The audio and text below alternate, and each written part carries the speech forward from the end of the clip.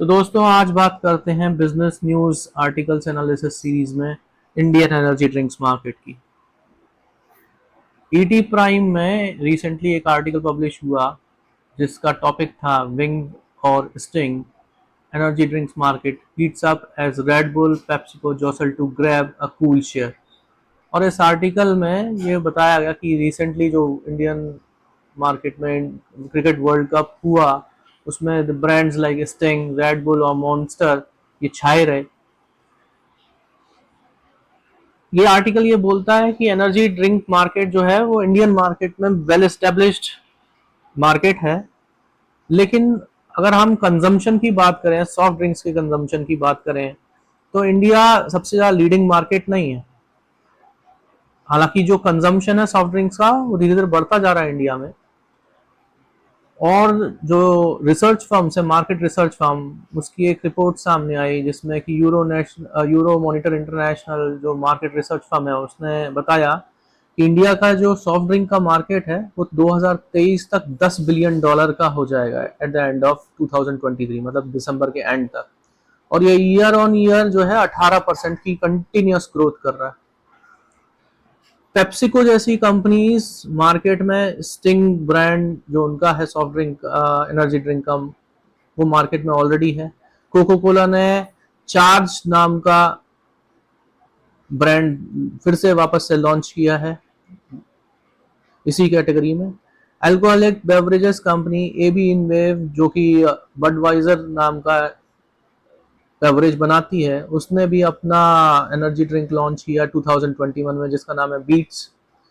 PepsiCo ने जब 2017 में स्टिंग लॉन्च करा था तो एक तरह से इसने ये पूरा प्रोडक्ट कैटेगरी को पुश करा। कैसे? अपनी प्राइसिंग से। अगर आप ईटी प्राइम के सोर्स से on the right side of the screen एक चार्ट देखो तो आपको उसमें बहुत सारे ब्रांड्स दिख जाएंगे, जैसे कि red bull, monster, hello energy, charge, sting, जिंगा, ओशन, बडवाइजर का बीट्स। तो अगर ये सारे ब्रांड्स का प्राइस कंपैरिजन करो तो आपको दिखेगा स्ट्रिंग जो है वो सबसे कम प्राइस का 35 रुपए प्राइस पे लॉन्च किया गया 2017 में। उससे पहले सबका प्राइस इससे ज्यादा था। और तो और रेड बुल तो प्रीमियम प्राइस 125 रुपए पे ये बेच रहा था अपना जो एनर्जी ड्रिंक है। लेकिन पहली बार इतना कम प्राइस स्टिंग के ब्रांड में जो नेम है उसके साथ में आया 35 रुपए, 35 रुपीज का। तो पेप्सिको ने जो है केवल इस कार्बोनेटेड ड्रिंक को लॉन्च ही नहीं किया इंडिया में, बल्कि एक तरह से प्राइस वॉर जैसा शुरू कर दिया। और आपको पता है पेप्सिको ऐसी कंपनी है जो अभी भी इतने कम प्राइस होने के बाद में भी जीत सी रही है इस मार्केट में। लेकिन पेप्सिको के साथ में कोका कोला पीछे रहने वाला तो था नहीं। तो कोका कोला ने क्या किया, उन्होंने भी अपना चार्ज नाम से एनर्जी ड्रिंक इस मार्केट में रीलॉन्च किया और प्राइस रखा गया उसका ओनली एंड ओनली 20 रुपए, 20 रुपीज। और आप लोगों को बिलीव नहीं होगा, कोका कोला जो बहुत बड़ा कार्बोनेटेड ड्रिंक कंपनी है उसकी रेवेन्यूज जो है 2021 के हिसाब से 3192.2 करोड़ थे, जो कि 35% ज्यादा थे पिछले साल से।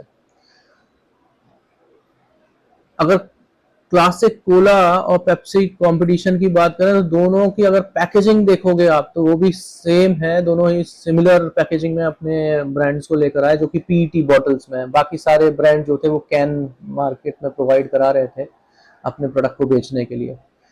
रेड बुल जो एक ऐसी कंपनी है जिसने शुरुआत से अपनी प्राइस बहुत ज्यादा हाई रखी है, प्रीमियम प्रोडक्ट के रूप में रेड बुल को लॉन्च किया था मार्केट में। और इसका मेन फोकस जो था वो यंग कंज्यूमर बेस पे था। और इसने बहुत सारे इवेंट्स किए यूनिवर्सिटीज में और एथलीट प्रमोशन के थ्रू इन्होंने अपना ब्रांड की पोजीशनिंग करी। नवंबर 2023 तक रेड बुल के पास में 12 जो एथलीट्स उनके ब्रांड एम्बेसडर थे। और इसमें बड़े बड़े नाम शामिल है, जैसे कि badminton player Ashwini Ponnappa, Indian cricketer KL Rahul ji. और तो और राहुल जी को उन्होंने 10 साल पहले ही रिक्रूट कर लिया था इस ब्रांड के प्रमोशन के लिए। तो मैं इस चार्ट की बात करता हूँ जो मैं आपसे बात कर रहा था अभी, ई टीम प्राइम रिसर्च के सोर्स से ये चार्ट लिया गया है। आप देखोगे कि ब्रांड्स लाइक रेड बुल, उसकी प्राइसिंग जो है वो 125 रुपए है। मॉन्स्टर की प्राइसिंग 125 रुपए है। मॉन्स्टर को मॉन्स्टर बेवरेज कॉरपोरेशन बनाती है।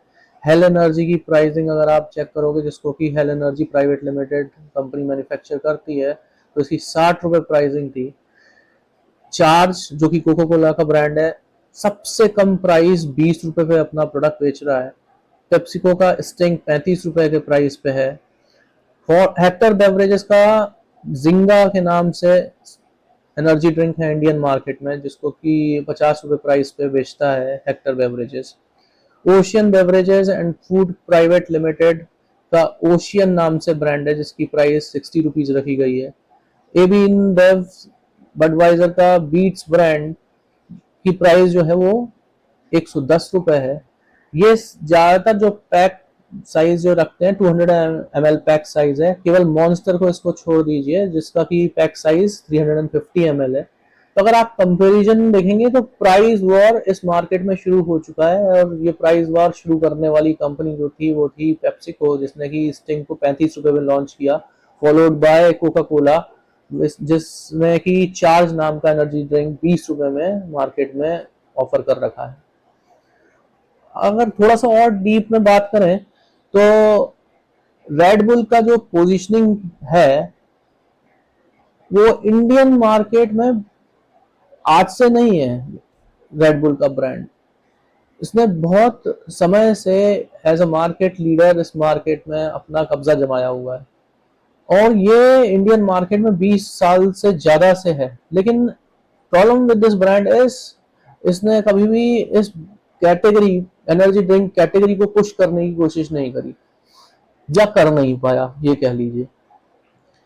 यूरो मॉनिटर इंटरनेशनल की अगेन बात करूं तो मैं, ये मार्केट रिसर्च फर्म जो है वो कहती है कि इंडिया में 2022 तक जो एनर्जी ड्रिंक का मार्केट था वो 8.8 बिलियन का था, which is almost 1/5 of the largest energy drinks market in the world। मतलब यूएस का मार्केट जो है सबसे बड़ा एनर्जी ड्रिंक्स का मार्केट माना जाता है। तो इंडिया का जो मार्केट है दिसंबर 2022 तक उसका 1/5 मार्केट था यूएस के मार्केट का, और उस इंडियन मार्केट का साइज जो था by December 2022 it was 8.8 billion dollar.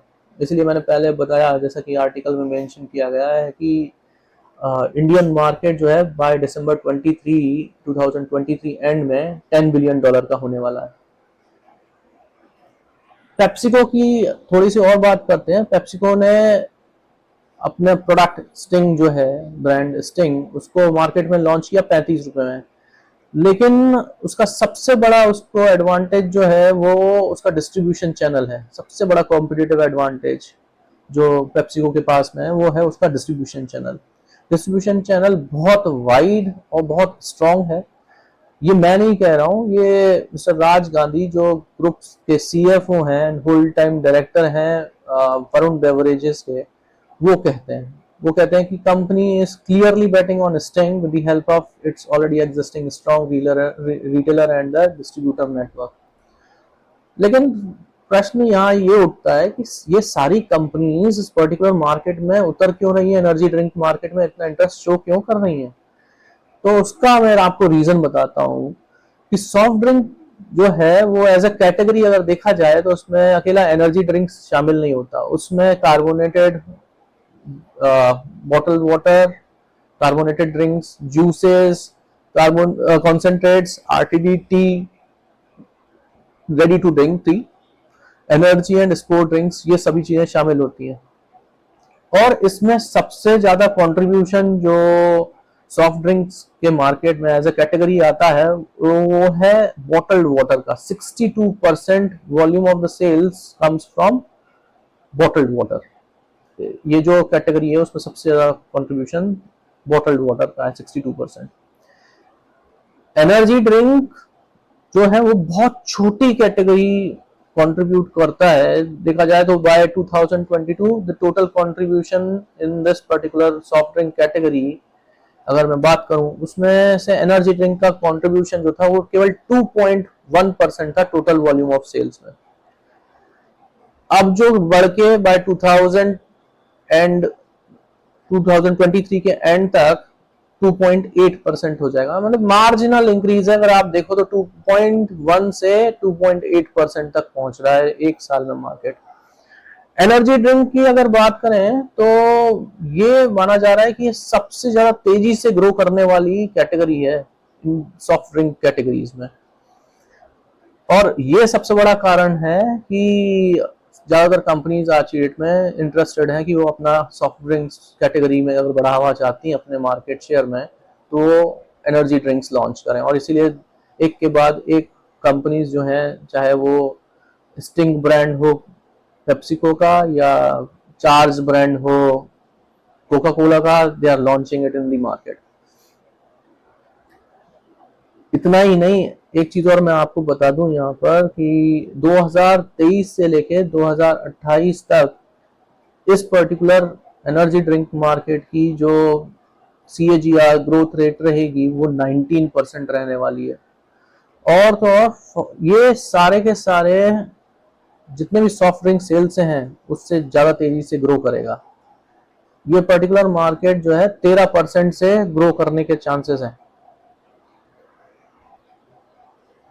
अब पॉइंट यहाँ एक बहुत बड़ा ये है कि international player like red bull जो है वो इंटरनेशनल ब्रांड है, हालांकि बाकी सारे ब्रांड भी इंटरनेशनल ब्रांड है, but international player red bull इसने बहुत समय से मार्केट में राज किया, ऑलमोस्ट 20 ईयर्स से ये इंडियन मार्केट में राज्य कर रहा है अपना।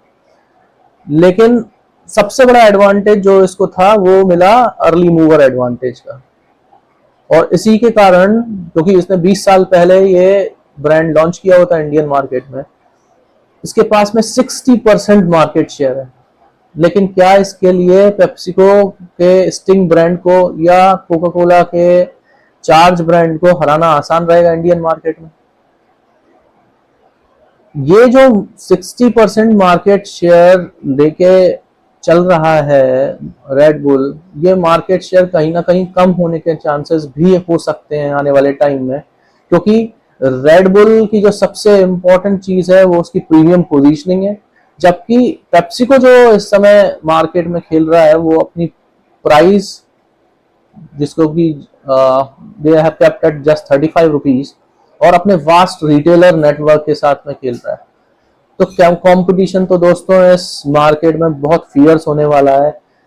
और सबसे बड़ी चीज जो है इस मार्केट की वो है कि मार्केट ग्रो करेगा। तो अगर आप सोच रहे हो कि विंग्स और स्टिंग में से कौन जीतेगा ये बताना आसान है, तो ये इतना आसान नहीं है। रेड बुल कहता है red bull gives you wings, और स्टिंग ब्रांड है पेप्सिको का। देखते जाइए इस मार्केट में क्या होता है। We'll discuss more in some other video. Thank you so much.